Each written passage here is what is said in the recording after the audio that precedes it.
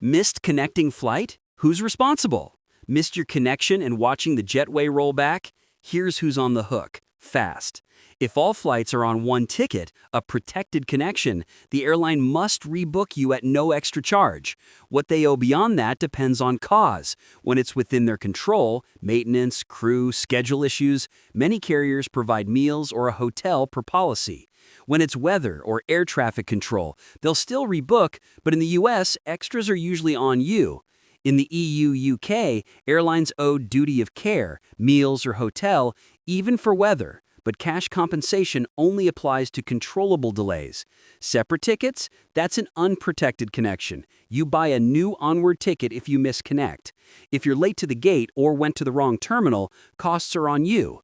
Do this. Head to the app or desk immediately. Ask for partner rebooking if needed, keep receipts, and no minimum connection times. Build longer layovers, avoid tight self-transfers, and check your insurance and carrier rules before you fly.